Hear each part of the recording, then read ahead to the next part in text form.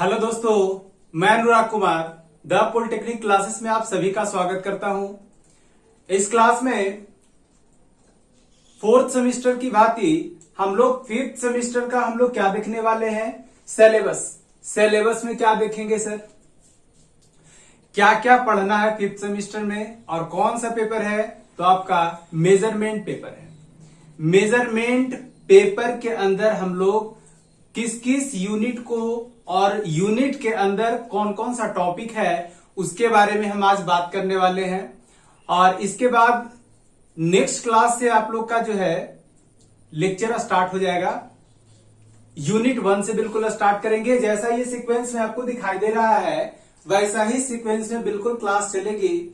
और आप लोग को भी आज से ही एक काम करना है कि जो भी आपका आज से स्टार्ट हो रहा है ये सिलेबस को पहले आप लिखें ताकि आपको ये आइडिया मिले कि सिलेबस में आप लोग को पढ़ना क्या क्या है। दूसरी बात, जब क्लास आप लोग को स्टार्ट होगी तो आप लोग को जैसे जैसे टॉपिक ये चलते जाएंगे, जैसे मैं इस पेपर का ही बात नहीं कर रहा हूं, सारे पेपर में आप लोग को करनी है ये जैसे जैसे टॉपिक चलेगी आप लोग को डेली पढ़ना है। इस टॉपिक को क्या करना है, डेली पढ़ना है। और क्यों पढ़ना है, ताकि वो आपके मेमोरी में परमानेंटली फिट हो जाए, ताकि जब एग्जाम हो तो एग्जाम पीरियड में आप लोग को ज्यादा मेहनत नहीं करना पड़े। यही बात हम 6 सेमेस्टर के स्टूडेंट को भी हम बहुत ज्यादा समझाए। जो समझ लिए वो अभी खुशी मना रहे हैं, वाह वाह कर रहे हैं, लेकिन जो ऐसा नहीं किए अभी मेहनत कर रहे हैं। तो इस बात को समझना पड़ेगा आप लोग को। और जिस तरह से यहाँ बताया जाता है, जिस तरह से गाइडलाइन दी जाती है आप लोग को, ठीक वैसे ही आप लोग को करना है। तभी आप जब एग्जाम नजदीक आएगा तो आपके ऊपर प्रेशर बहुत कम होगा।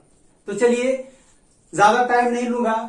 मैं मेजरमेंट जो आप देख रहे हैं मेजरमेंट 2, इसका मतलब मेजरमेंट 1 भी था। आप लोग तो प्रमोट होते आए हैं। नहीं, जब प्रमोट होते आए हैं आप तो बहुत सारे स्टूडेंट मेजरमेंट 1 पढ़े भी नहीं होंगे। और बहुत सारे स्टूडेंट जो पढ़ने के इरादे से पढ़ रहे हैं वो कुछ कुछ स्टडी भी किए हैं और कुछ कुछ छूट भी गया होगा उनका। तो चलिए एक नए सिरे से हम लोग इसका इंट्रोडक्शन देखते हैं। मेजरमेंट होता क्या है। सबसे पहली बात, मेजरमेंट अगर मैं पेपर का बात करूं तो यह एक ब्रांच है इंजीनियरिंग साइंस का, जिसमें क्या करते हैं हम लोग स्टडी करते हैं हम लोग किसका, मेजरमेंट का। अगर इंजीनियरिंग सेक्शन का अगर हम बात करें और वो भी इलेक्ट्रॉनिक का, तो इसमें हम बेसिकली हम लोग जो एनालिसिस करते हैं वो हमारा रेजिस्टेंस होता है, हमारा इंडक्टेंस होता है।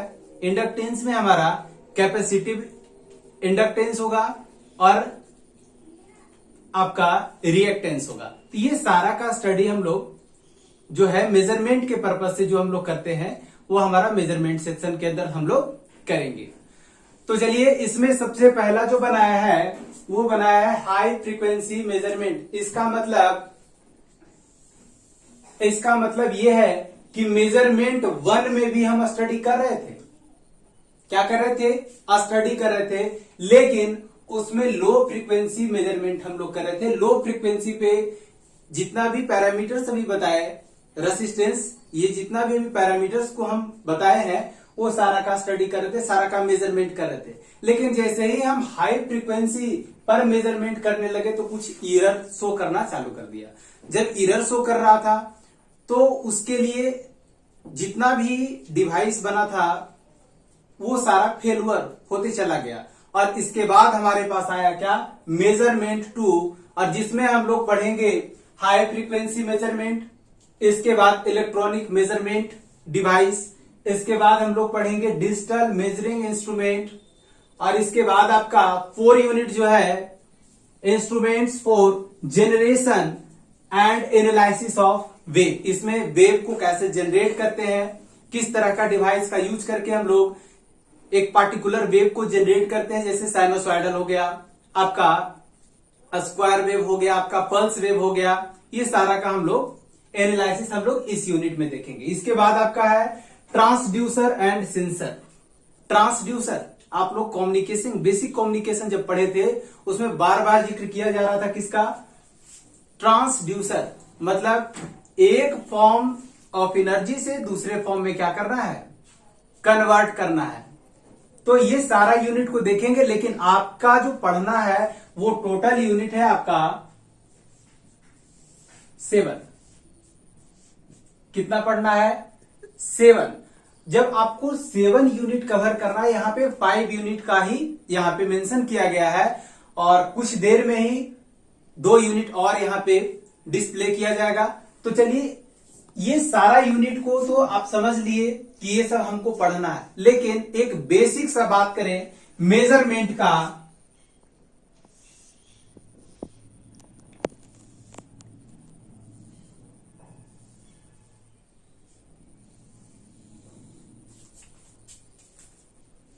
ध्यान से देखना इसे।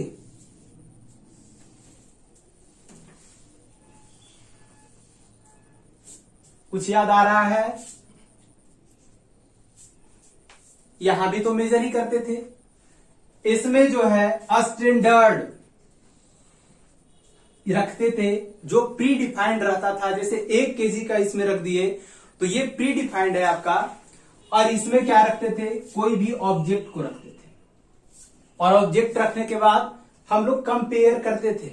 वैसे ही यहां भी जो हम लोग करेंगे, जस्ट लाइक हम लोग ऐसा ही करेंगे, कंपेयर करेंगे, लेकिन यहां पर हम सर्किट के अंदर कंपेयर करेंगे। उसके लिए, कंपैरिजन के लिए सबसे पहला आया रेजोनेंस मेथड। इंट्रोडक्शन क्या है, इंट्रोडक्शन इसी का है, हाई फ्रीक्वेंसी मेजरमेंट। इसमें हम लोग क्या पढ़ेंगे, इंट्रोडक्शन में हाई फ्रीक्वेंसी मेजरमेंट को लाने की जरूरत क्यों पड़ी, क्या क्या वो कंडीशन था जो पहले लो फ्रीक्वेंसी वाले में जब हाई फ्रीक्वेंसी अप्लाई करते थे तो वो फेलियर हो गया था। उसके लिए क्या क्या दिक्कतें आई थी, वो सारी दिक्कतें को हम इसमें स्टडी करेंगे इंट्रोडक्शन वाले में। इसके बाद हमारे पास है रेजोनेंस मेथड।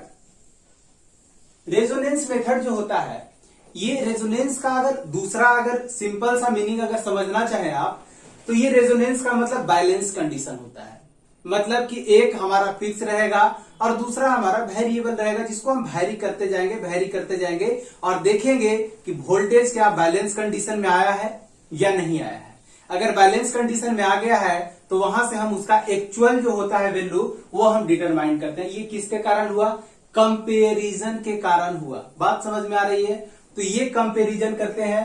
और इसी में आपका सेकेंड आता है रिएक्टेंस वेरिएशन मेथड। इसमें रिएक्टेंस को वैरी करते हुए हम लोग 2 का मेजरमेंट करेंगे। एक होगा मेजरमेंट ऑफ कैपेसिटेंस और दूसरा होगा मेजरमेंट ऑफ इंडक्टेंस। ठीक है। और इसी के साथ आगे हम लोग एक और का स्टडी करेंगे, इफेक्टिव रेसिस्टेंस। तो आगे 3, कैपेसिटेंस, इंडक्टेंस और इफेक्टिव रेसिस्टेंस या रेसिस्टेंस को भी हम करेंगे। इसके बाद हम लोग को स्टडी करना है टी नेटवर्क। टी नेटवर्क तो पढ़ चुके होंगे आप लोग, नहीं? टी नेटवर्क में क्या पढ़े थे, किस तरह का नेटवर्क, वैसा नेटवर्क जिसका shape T, capital T letter के जैसा हो, उसको हम लोग क्या कहेंगे, टी नेटवर्क। और इसी में हम लोग को पढ़ना है पैरेलल टी नेटवर्क और bridge T network. Parallel T network अगर हम कहें, आप 9th क्लास में चले जाओ लाइन्स एंड एंगल में, उसमें पढ़ना था हम लोग को पैरेलल लाइन। पैरेलल मतलब वहां पर 2 लाइन होगा, तभी तो पैरेलल हम कहेंगे। और पैरेलल का कंडीशन ये बनता था कि यदि इस पर 2 सेम एंगल का अगर लाइन खींचे, ये दोनों एंगल बनाए, तब ये दोनों, अगर ये दोनों इक्वल हुआ तब लाइन पैरेलल होता था। ठीक ऐसे ही ये पैरेलल टी नेटवर्क मतलब वैसा टी नेटवर्क, जैसे कि मैं मेरे ये 2 मार्कर को आप ध्यान से देखें, ये अगर कंडीशन बताए तो ये पैरेलल में है। अगर ये हमारा टी बन रहा है, ये अगर कैपिटल टी आप इसको अज्यूम करना, और ये भी कैपिटल टी, तो दोनों क्या है आपका पैरेलल में है। तो ऐसा नेटवर्क सर्किट के बारे में हम स्टडी करेंगे इसमें।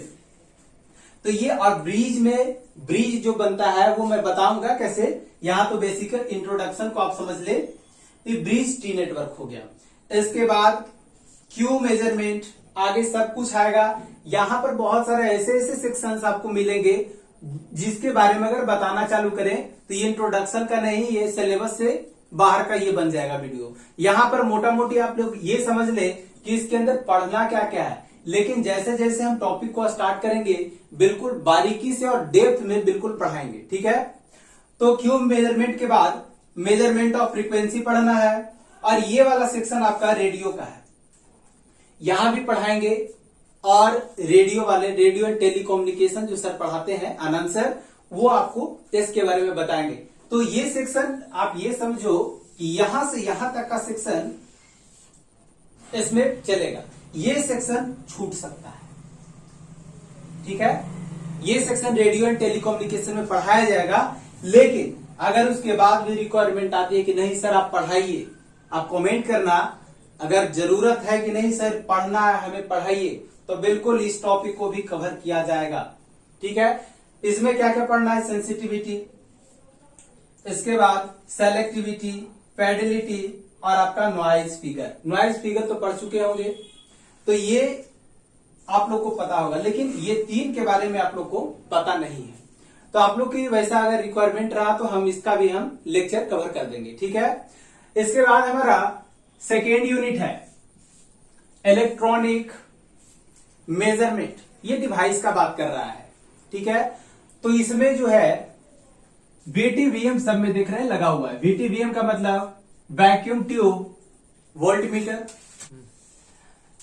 इसके बाद आपका रेक्टिफायर एम्पलीफायर VTVM, और ये आपका इलेक्ट्रॉनिक वोल्टमीटर के अंतर्गत ये सारा टॉपिक है। समझना इस बात को, इलेक्ट्रॉनिक वोल्टमीटर के अंदर ये सारा टॉपिक है। 2 इसमें आता है, रेक्टिफायर एम्पलीफायर VTVM और एम्पलीफायर रेक्टिफायर VTVM। ये 2 ये आपका VTVM है, ठीक है। VTVM का मतलब पता चल गया।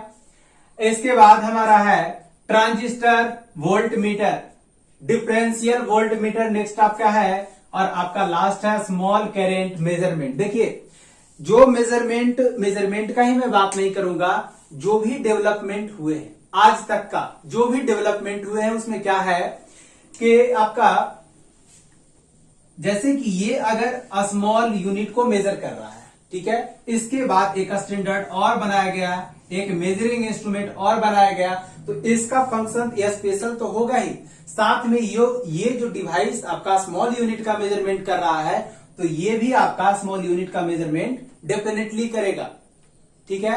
इसी पर्पज से बनाया जाता है। तो इसमें स्मॉल करंट मेजरमेंट का भी इसमें हम लोग बात करेंगे। इसके बाद आपका नेक्स्ट है यूनिट 3 डिजिटल मेजरिंग इंस्ट्रूमेंट, मतलब कि इसमें डिजिटल सिग्नल से रिलेटेड हम बात करेंगे। जैसे कि आपका वेटिंग मशीन है, डिजिटली जो आया है उसमें नंबरिंग शो करता है, डायरेक्ट आप देखते हैं कोई भी वजन चढ़ा दिए उस पर मेजर कर रहे हैं तो डायरेक्टली वहां पर लिखता है इतना केजी, ग्राम में है तो ग्राम दिखाता है। समझ में आ रही बात। तो इसमें हम लोग बात करेंगे डिजिटल वर्सेस एनालॉग सिस्टम। दूसरा है डायोड मैट्रिक्स। ये देखिए एक ऐसा इंस्ट्रूमेंट है डिजिटल डिस्प्ले सिस्टम, इसी के अंदर आपका ये डायोड का सारा खेल है। डायोड मैट्रिक्स से ही आपका डिजिटल डिस्प्ले सिस्टम में नंबरिंग हम लोग देख पाते हैं।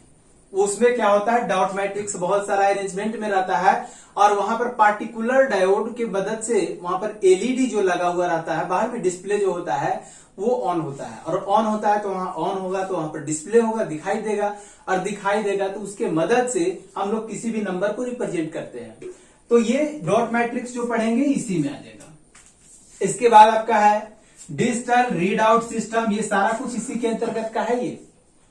फिर आपका डिजिटल फ्रीक्वेंसी मीटर, ये आपका अलग है, ठीक है, लेकिन इसी के अंतर्गत हम लोग इसका स्टडी करेंगे।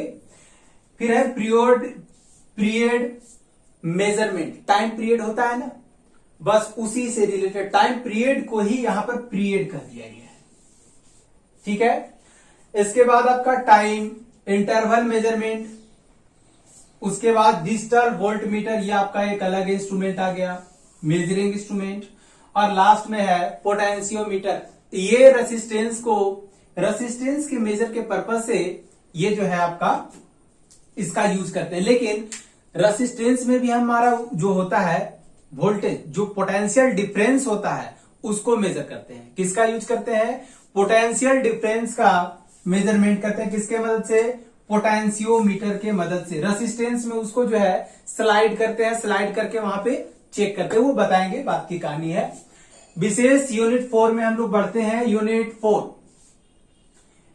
4 जो आपका है ये है instruments for generation and analysis of wave. मतलब वेव को हम क्या करते हैं? वेव को हम जनरेट करते हैं और उसके बारे में हम एनालिसिस करेंगे। जिस सर्किट का यूज हम लोग वेव को एनालिसिस करने के लिए करेंगे उसका हम लोग कहेंगे उसको वेव एनालाइजर। समझ में आ रही बात?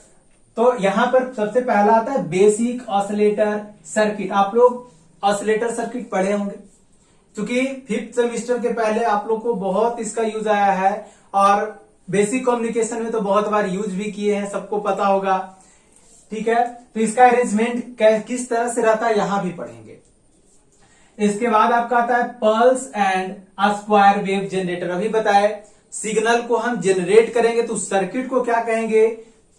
Wave generator. और अगर उसकी मदद से हम लोग एनालिसिस करेंगे तो उसको कहेंगे वेव एनालाइजर, जो कि यहां पर दिखाई दे रहा है सिग्नल और फंक्शन वेव एनालाइजर। और यहां पर आपका जनरेशन का बात किया गया है। ठीक है, हार्मोनिक वेव एनालाइजर। समझ में आ रही? मतलब जो एसी सिग्नल जो आपका होता है, अगर मैं एसी सिग्नल का बात करूं, अपने आप को जो रिपीटेशन करता है ये कब मिलेगा? तो यहां से जो है इसको हम लोग कहते हैं हार्मोनिक। ठीक है, ये जो मूवमेंट जो दिखाता है ये रिपीटेशन का, इसको हम लोग बोलते हैं हार्मोनिक। तो यहां पर हम लोग पढ़ेंगे हार्मोनिक वेव एनालाइजर। और उसके बाद आपका स्पेक्ट्रम एनालाइजर। स्पेक्ट्रम कहने का मतलब जहां भी यूज होगा वहां पे हम कहेंगे फ्रीक्वेंसी स्पेक्ट्रम। बस इसका सिंपल सा मतलब है फ्रीक्वेंसी स्पेक्ट्रम। इसके बाद हमारा 5 यूनिट है ट्रांसड्यूसर एंड सेंसर। देखिए कम्युनिकेशन में जो हम बात करते थे ट्रांसड्यूसर, उसमें हम लोग बात करते थे इनपुट ट्रांसड्यूसर और दूसरा बात करते थे आउटपुट ट्रांसड्यूसर। लेकिन ट्रांसड्यूसर कितना तरह के हो सकता है वो सारा का सारा यहां पे हम लोग स्टडी करेंगे। ठीक है, तो यहां पर और सेंसर जो सेंस करने वाला डिवाइस हो, इसमें हम लोग इंट्रोडक्शन एंड क्लासिफिकेशन देखेंगे कितना तरह का होता है। उसके बाद आपका है electrical transducer, linear variable differential transformer. Next है आपका रोटेटरी वेरिएबल रिलक्टेंस ट्रांसड्यूसर। ये सब नाम अजीब लग रहा होगा, लेकिन जब टॉपिक को हम लोग जब कवर करेंगे तो वहां पे बहुत इंटरेस्टिंग है और बहुत मजा आने वाला है। ठीक है, तो आज के लेक्चर के लिए आप लोग ये जो सेक्शन चलेगा इसके लिए आप लोग को वेट करना पड़ेगा। इसके बाद आपका है वेरिएबल रिलक्टेंस ट्रांसड्यूसर। नेक्स्ट आपका है सिंक्रोनस रिजॉल्वर। और इसके बाद आपका जितना भी नीचे देख रहे हैं ये सारा यहां से यहां तक का बहुत ज्यादा इंपॉर्टेंट है। और जब भी एग्जाम हुआ है तो इसमें से एक क्वेश्चन आपका दिया है, एक टॉपिक से जरूर दिया है, इसलिए इसका विशेष ध्यान रखेंगे। Strain gauge, wire bond, Pirani gauge और सेमीकंडक्टर टाइप ट्रांसड्यूसर। तो ये इसका हम लोग बारी बारी से एक एक टॉपिक को देखेंगे। और बिल्कुल जैसे ही आपका यूनिट खत्म होता है, यूनिट 1 खत्म होता है, तो इसका ऑब्जेक्टिव सेशन करवा दिया जाएगा। न्यूमेरिकल सेक्शन जैसे ही आपका खत्म होता है आपका न्यूमेरिकल सेक्शन करवाया जाएगा। तो आप निश्चिंत हो जाए और निश्चिंत होकर के आप पढ़ें। ठीक है, तो चलिए बाकी का जो सेक्शन है यूनिट 5 के बाद आपका यूनिट 6 और यूनिट 7, इसमें भी 1-2 टॉपिक और बच गया है, उसका भी हम अभी जिक्र करते हैं और बाकी यूनिट 6 और यूनिट 7 आपका डिस्कस करते हैं। तो ये कुछ हमारा टॉपिक है यूनिट 5 का, जो हम बताए थे अभी पिरानी गेज जो भी दिया था। उसके बाद आपका है सेस्मिक एक्सेलेरोमीटर। उसके बाद आपका आता है थर्मिस्टर। इसके बाद पढ़ना है माइक्रोफोन। माइक्रोफोन कितना तरह का होता है उसका टाइप भी पढ़ना है। इसमें माइक्रोफोन के साथ साथ आपका क्या पढ़ना है, इट्स टाइप। उसके बाद आपका आता है यूनिट 6। यूनिट 6 जो है optical measuring instrument. Optical measuring instrument के बारे में हम लोग पढ़ेंगे, जिसमें हम लोग पहला टॉपिक कवर करेंगे ब्लैक बॉडी। ब्लैक बॉडी वैसा बॉडी जो ऊपरी आवरण क्या होता है, ब्लैक होता है। ठीक है, तो इसके बारे में डिटेल्स पढ़ेंगे। इस पर आपका शॉर्ट नोट्स आता है लिखने के लिए ब्लैक बॉडी पे, तो इसके बारे में ज्यादा हम स्टडी नहीं करेंगे, इसके बारे में बस थोड़ा सा है। इसके बाद मेन है प्राइमरी एंड सेकेंडरी स्टैंडर्ड्स। इसके बाद आपका है मेजरमेंट ऑफ ल्यूमिनस इंटेंसिटी या फिर कहें ल्यूमेन इंटेंसिटी, दोनों बात सेम है, इस बात को समझना। इसके बाद आपका सेल के बारे में पढ़ना है, photoemissive cell, photoconductive cell और फोटो वोल्टाइक सेल। ठीक है, ये 3 तरह का सेल हमें पढ़ना है, ये पूछता है, बहुत ज्यादा इंपोर्टेंट है। ठीक है, इसके बाद हमारा लास्ट यूनिट है डेटा एक्विजिशन सिस्टम। ये एक ऐसा सिस्टम है जिसमें फिजिकल फॉर्म ऑफ डेटा को हम लोग डिजिटल में कन्वर्ट करते हैं, कहीं पे डिजिटल से एनालॉग में करते हैं और उसका मेजरमेंट हम लोग करते हैं डेटा को। ठीक है, तो इसके बारे में इसमें स्टडी करेंगे। तो डेटा एक्विजिशन सिस्टम कितना तरह का होता है उसके बारे में स्टडी करेंगे क्लासिफिकेशन में। इसमें आता है component of analog dash. Dash का मतलब आप समझ जाइएगा, डेटा एक्विजिशन सिस्टम को ही ये डैश लिखा हुआ है शॉर्ट फॉर्म में। तो इसके कंपोनेंट को पढ़ना है, डिजिटल डैश के कंपोनेंट को पढ़ना है। उसके बाद हम लोग पढ़ेंगे एप्लीकेशन, इसका कहां कहां यूज है, किस तरह से हम लोग इसका यूज करते हैं, उसके बारे में हम पढ़ेंगे एप्लीकेशन। ठीक है, एप्लीकेशन ऑफ डैश। इसके बाद हम कन्वर्टर के बारे में पढ़ेंगे, डिजिटल टू एनालॉग कन्वर्टर और analog to digital converter, and after that multiplexing component. Multiplexing equipment या अगर सर्किट के अंदर बहुत सारा सिस्टम के अंतर्गत अगर हम इसको यूज करेंगे तो क्या कहेंगे, कंपोनेंट। तो ये हमारा मल्टीप्लेक्सिंग है। मल्टीप्लेक्सिंग पढ़े थे सभी लोग 4th सेमेस्टर में। क्या होता है मल्टीप्लेक्सिंग, बहुत सारे सिग्नल को एट ए टाइम भेजना रहता है, तो वहां पर क्या करते हैं मल्टीप्लेक्सिंग। कुल मिला के बात यह है कि जो मेजरमेंट हो या इसके पहले वाले सेमेस्टर में जो भी पढ़ रहे हैं या अभी जो कुछ पढ़ेंगे, ये सारा का एक ही पर्पस है। और वो पर्पस क्या है, वो पर्पस है आपका कम्युनिकेशन। कम्युनिकेशन को अच्छे तरह से करने के लिए इतने सारे पेपर्स बनाए गए ताकि एक एक डेटा को सुरक्षित सोर्स से डेस्टिनेशन तक भेजा जा सके, और इसी के लिए हम लोग इसका स्टडी हम लोग करते हैं। मोस्टली जो काम हो रहा है, आप डेली लाइफ का अगर हम बात करें मोस्टली काम, तो मोस्टली काम आप इस बात को समझिए कि जो भी काम हम कर रहे हैं, जैसे कि फैक्स मशीन, वो भी एक इंफॉर्मेशन को एक जगह से दूसरे जगह पे भेज रहा है। हम यहां से कुछ मेल मैसेज कर रहे हैं तो वो भी कम्युनिकेशन के लिए ही कर रहे हैं, कम्युनिकेशन के पर्पज से। एक डिपार्टमेंट दूसरे डिपार्टमेंट को कुछ इंफॉर्मेशन भेजना चाहता है तो पहले ज्यादा टाइम लग रहा था, तो उसके लिए बहुत सारे डिवाइस आए। तो किस तरह का डिवाइस कहां पे यूज करना है, वो सारे पर्पस को ध्यान में रखते हुए हमारा सिलेबस इस तरह से बनाया गया। और इसके बाद भी आप 6th सेमेस्टर में जो कुछ पढ़ोगे उसका भी पर्पस एक ही होगा, सिर्फ कम्युनिकेशन सही से हो जाए। इसीलिए इसमें हम सारा जो भी मेजरमेंट में स्टडी करेंगे वो सारा का एक ही पर्पस होगा, क्या, वो कम्युनिकेशन सरल हो जाए, कम्युनिकेशन इजिली वे में अच्छे ढंग से कर सके और कम कॉस्ट में कर सके। तो चलिए, ये कुछ हमारा मेजरमेंट का सिलेबस था जिसके बारे में हम लोग नेक्स्ट क्लास से हम लोग स्टडी स्टार्ट कर देंगे। तो इस क्लास में इतना ही रखते हैं और बाकी नेक्स्ट क्लास में मिलते हैं यूनिट 1 के साथ, एक नए एनर्जी और जोश के साथ। तो चलिए, इस सेशन में इतना ही रखते हुए नेक्स्ट सेशन में मिलते हैं। इस सेशन में इतना ही। Thank you.